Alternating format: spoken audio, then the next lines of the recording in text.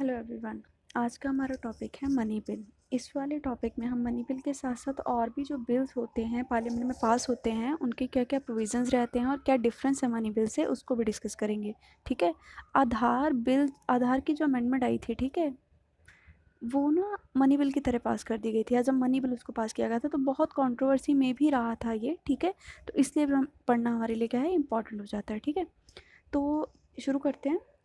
Money bill क्या होता है? लोअर चैम्बर मतलब लोकसभा में ही इसको इंट्रोड्यूस किया जा सकता है। मैं जो भी लाइन बोलूँगी प्लीज़ उसको ध्यान से सुनिएगा। ओनली जहाँ बोला उसको पर्टिकुलरली आपको ध्यान रखना है। ये केवल लोकसभा में इंट्रोड्यूस किया जाता है। ठीक है।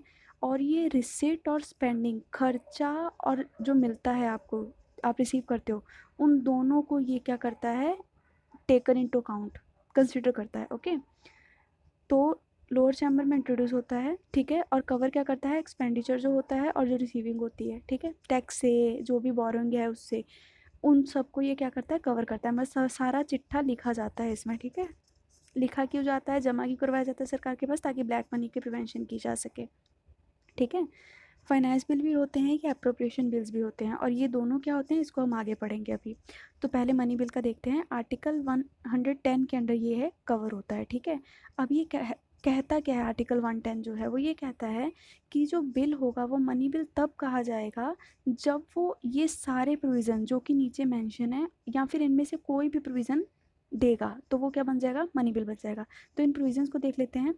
जब क्या कर रहा है वो bill, imposition, abolition, remission, alteration और रेगुलेशन ऑफ एनी टैक्स, कोई भी टैक्स को इम्पोज कर रहा है, अबॉलिश कर रहा है, लिमिट कर रहा है, उसको बदल रहा है, कुछ भी कर रहा है। ठीक है।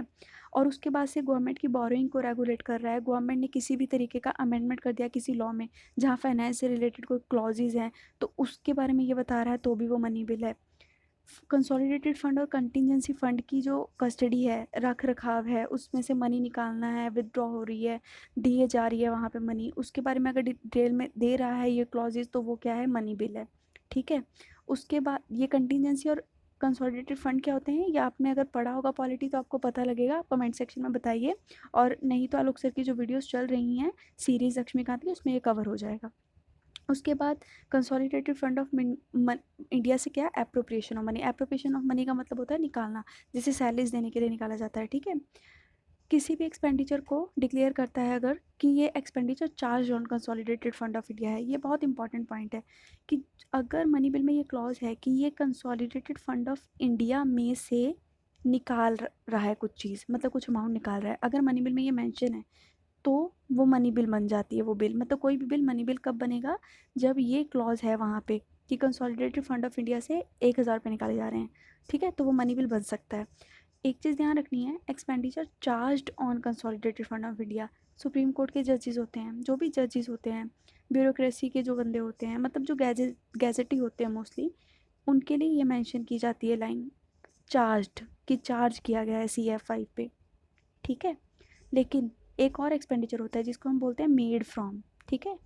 वो अलग होता है। ये मैंने डिफरेंस यहाँ इसलिए बताया आपको ताकि पढ़ते टाइम आप अगर पढ़ें पॉलिटी तो ध्यान रखें कि दो तरह के वो होते हैं एक्सपेंडिचर। उसके बाद से मनी मैंने पहले ही बता दिया रिसीव कर रहा है कंसोलिडेटेड फंड में, तो उसके लिए भी ये मनी बिल तभी बनेगा जब ये सब कर रहा है। ठीक है। एक चीज़ ध्यान रखनी है, वो कब मनी बिल नहीं है, अगर वो छोटा मोटा फीस लगा दे रहा है, पेनल्टी लगा दे रहा है, ठीक है, तब वो मनी बिल नहीं है बिल। ठीक है। अगर उसमें ये सारे क्लॉजेज हैं। और क्या है, लोकल अथॉरिटी के द्वारा कोई लगाया गया टैक्स है, अगर वो मेंशन है किसी बिल में तो उसको मनी बिल नहीं बोल देंगे। ठीक है। ये आपको पता है कि मनी बिल कौन डिसाइड करता है, स्पीकर डिसाइड करता है लोकसभा का, कि कोई भी बिल मनी बिल है कि नहीं। तो वो कैसे डिसाइड करता होगा, ये सारे क्लॉजेस को देख के कि इनमें से एक भी क्लॉज अगर मेंशन है बिल में तो वो मनी बिल बन जाएगा, नहीं तो अगर सारे मेंशन है तो डेफिनेटली वो तो मनी बिल बनना ही बनना है। ठीक है। फीचर्स लिखे हुए हैं सेम, मैंने बता दिया, सिर्फ लोकसभा में इंट्रोड्यूस किया जा सकता है। ठीक है। राज्यसभा का इसमें ना के बराबर रोल होता है। लोकसभा से बिल जो है वो जाता है पास होने के बाद राज्यसभा के पास। ठीक है। राज्यसभा की मर्जी है, वो चाहे तो रिकमेंडेशन दे दे अमेंडमेंट के लिए, नहीं तो नहीं दे। ठीक है। लेकिन 14 दिन के अंदर उसको देना ही पड़ता है जो भी डिसीजन होता है। अब लोकसभा के पास 14 दिन बाद आ गया बिल, तो लोकसभा की मर्जी है वो रिकमेंडेशन को माने या फिर ना माने। ठीक है। कोई बाउंडेशन नहीं है।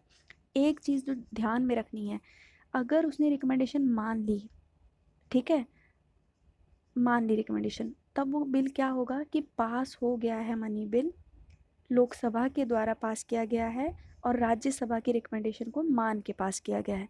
अगर नहीं मानी तो क्या होता है कि लोकसभा ने ही पास किया है without considering the recommendation of Rajya Sabha.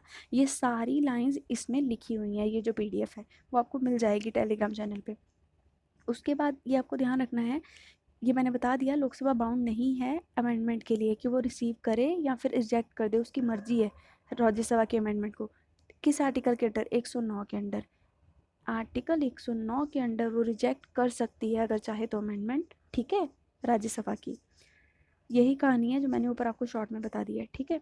एक चीज़ ध्यान रखनी है, अगर मनी बिल हार जाता है, मतलब बिल पास नहीं होता लोकसभा में, तो गवर्नमेंट की हार मानी जाती है वो, ठीक है।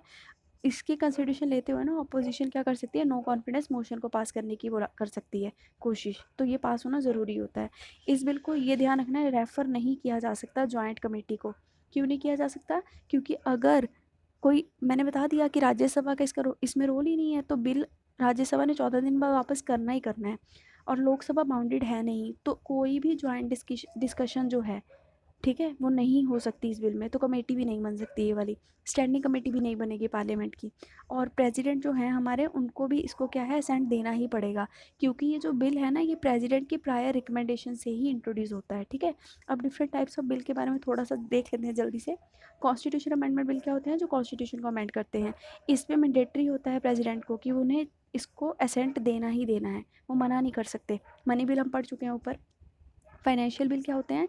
डिफरेंस क्या हुआ फाइनेंशियल बिल का मनी बिल से?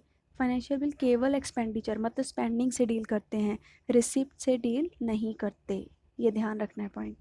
ऑर्डिनरी बिल आपको पता ही है, जो नॉर्मल बिल की तरह पास होते हैं। दोनों जो राज्यसभा लोकसभा हैं उनके लिए ज़रूरी है कि वो इसको पास करें, नहीं करती हैं तो जॉइंट डिस्कशन होती है, जो कि मनी बिल में नहीं होती है। बिल कैसे पास होते हैं, ये वही कहानी है, ठीक है, जो मैंने बता दी है। मनी बिल कैसे पास होता है कि 14 दिन के बाद राज्यसभा को देना पड़ेगा। फाइनेंशियल बिल कैसे पास होते हैं, ये थोड़ा अलग है मनी बिल से पास होने में। इसमें ये ध्यान रखना है कि लोकसभा में ही ये बिल आएगा, जैसे मनी बिल आता है, लेकिन इसमें क्या है, राज्यसभा की जो भी रिकमेंडेशन है उसको मानना होता है। अगर नहीं माना तो जॉइंट सीटिंग हो सकती है फाइनेंशियल बिल में, जो कि मनी बिल में नहीं हो सकती। बार बार ये point I am repeating, please इसको ध्यान रखिएगा।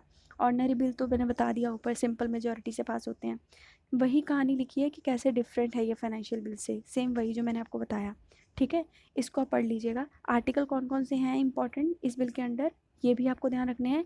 इसको रीड कर लीजिएगा, पीडीएफ आपको मिल जाएगी। होप आपको ये समझ आया हो। कोई भी डाउट हो कमेंट सेक्शन में पूछ लीजिएगा, नहीं तो आप रिलैक्सेंट के स्टडी ग्रुप जो है चैनल टेलीग्राम का, उस पर पूछ सकते हैं, ओके। टेलीग्राम लिंक को ज्वाइन कीजिए, चैनल को सब्सक्राइब कीजिए। Thank you.